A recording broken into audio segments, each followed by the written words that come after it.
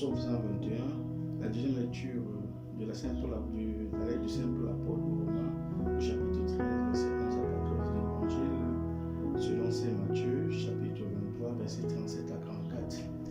Sortez de votre sommeil, tel peut être le mot central qui va parcourir notre méditation en ce jour. Jésus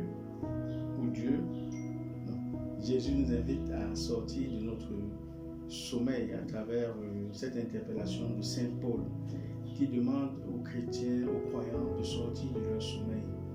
Et le sommeil consiste à faire quoi? À repousser la rencontre définitive avec Dieu à plus tard. Cela doit se faire maintenant. Le temps est urgent pour chacun d'entre vous, d'être très proche de Dieu. Et pour cela, qu'est-ce qu'on doit faire? Saint Paul également demande de rejeter les activités de ténèbres. Ce que nous faisons de mauvais, de mal, ce que nous faisons dans le noir, nous devons rejeter cela. Qu'est-ce que personnellement je fais dans le noir et que personne ne connaît? Lui, le Seigneur, il le sait, il dit, tu as l'obligation de rejeter cela. Et c'est pourquoi nous devons revêtir de vêtements pour le combat de la lumière. Et pour cela, nous devons être capables de défendre notre foi, défendre la vérité, être comme le peuple dans le psaume qui va avec joie vers la montagne du Seigneur. La montagne du Seigneur ici, c'est le lieu par excellence où on va prier, où on va rencontrer le Seigneur.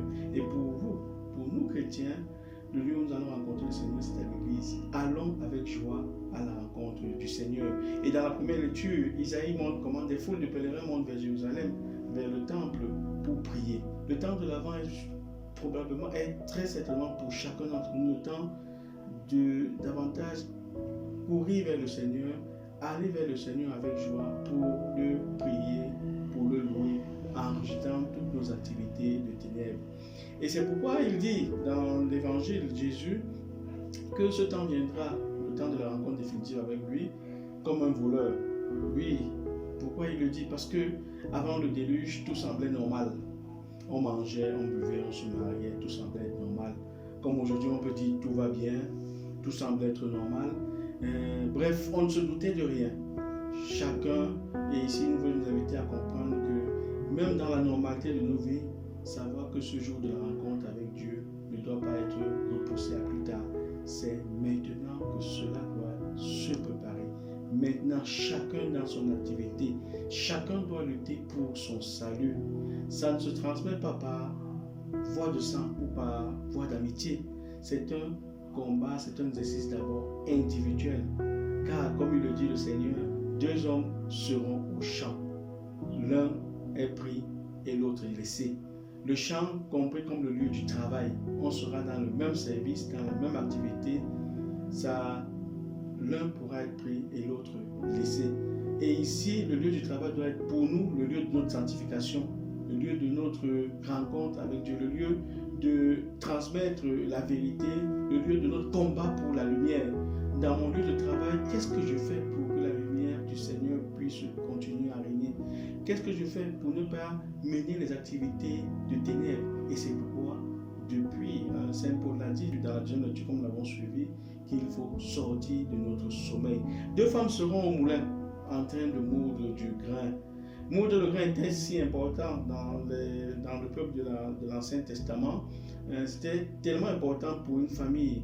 Dans le paysage biblique, c'était tellement si important qu'une loi interdisait de saisir comme gage un moulin à bras. Donc on peut le lire dans Deutéronome chapitre 24 verset 6. Personne ne saisira comme gage le moulin à bras ni la meule de dessus, car c'est une âme qui saisit comme gage. Le moulin était très important parce que c'est grâce au moulin qu'on préparait à manger dans la famille. Et donc on ne peut pas mettre en gage la survie d'une famille. Donc, et Saint Paul invite donc, il dit, deux femmes seront en train de travailler pour leur famille, de nourrir leur famille, d'être au service de leur famille. Et il dit quoi? L'une sera prise, l'autre laissée. Dans l'action pour ma famille, je dois toujours et toujours y mettre de la vérité, lutter contre tout ce qui est activité de ténèbres. Ma famille devient le lieu de ma sanctification. Est-ce que je me sanctifie dans ma famille?